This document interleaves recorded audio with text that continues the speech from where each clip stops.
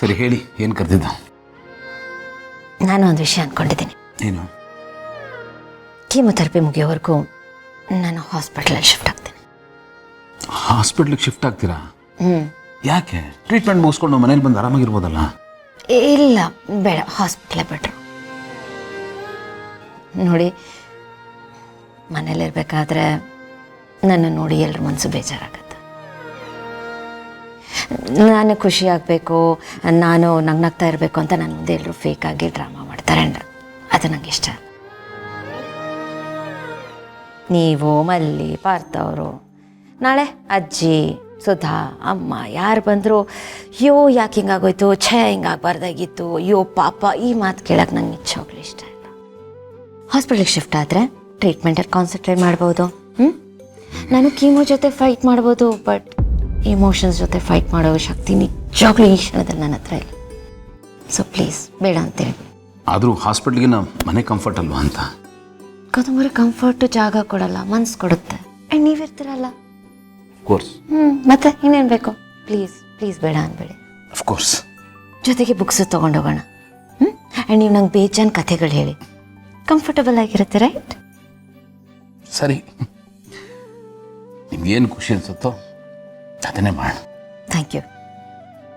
ಸರಿ, ಈ ವಿಷಯನ ನಾನು ಅವ್ರಿಗೆ ಹೇಳ್ತೀನಿ. Thank you again.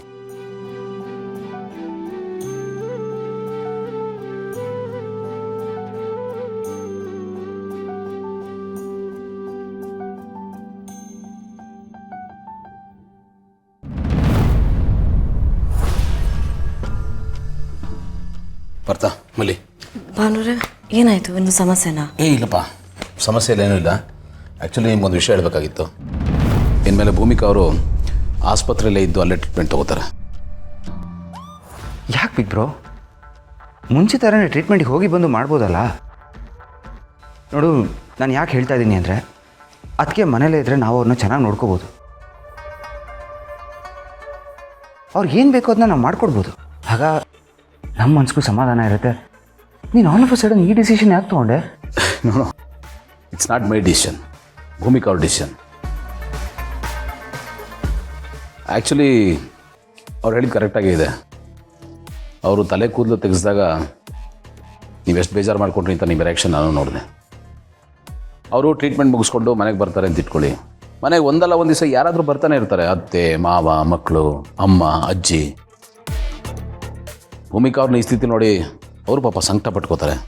ಅದಕ್ಕೆ ಹಾಸ್ಪಿಟ್ಲ್ ಹತ್ರನೇ ತಾನೇ, ಹೋಗಿ ಬಂದು ಮಾಡ್ಬೋದು. ಅದರಲ್ಲಿ ಏನಿದೆ, ಇರಲಿ ಬಿಡಿ. ಹಾಗಲ್ಲ ಭಾನುರೇ, ಅಕ್ಕವರಿಗೆ ಮನೆ ಅಂತಂದರೆ ಜೀವ, ಮನೆಯವರು ಅಂತಂದರೆ ಪ್ರಾಣ. ಅಂಥದ್ರಲ್ಲಿ ಅವರೊಬ್ಬರೇ ಆಸ್ಪತ್ರೆಯಲ್ಲಿ ಹೇಗೆ ಅಂತ? ಒಬ್ಬರೇ ಇರಲ್ಲ, ನಾನು ಇರ್ತೀನಿ ಅವ್ರ ಜೊತೆ. ಆದರೂ big bro, Partha, it's okay. ನೋಡು, ಆಫೀಸ್ ಕಡೆ ನೀನು ಗಮನ ಕೊಡು. ಏನಾದರೂ ಇದ್ದರೆ ನನಗೆ ಫೋನ್ ಮಾಡು, ನಾನು ಅಲ್ಲಿಂದ ಇನ್ಸ್ಟ್ರಕ್ಟ್ ಮಾಡ್ತೀನಿ. ಓಕೆನಾ? ಮಲ್ಲಿ, ನೀವು ಅಷ್ಟೇ. ಭೂಮಿಕಾ ಅವ್ರಿಗೆ ಏನಾದರೂ ತಿನ್ನಬೇಕು ಅಂತ ಅನಿಸಿದ್ರೆ ಮನೆಯಿಂದ ಅಡುಗೆ ಮಾಡಿ ತೊಗೊಂಬ. ಆಮೇಲೆ ಮಕ್ಕಳನ್ನ ಸ್ವಲ್ಪ ಸುಧಾರಿಸು. ಓಕೆ?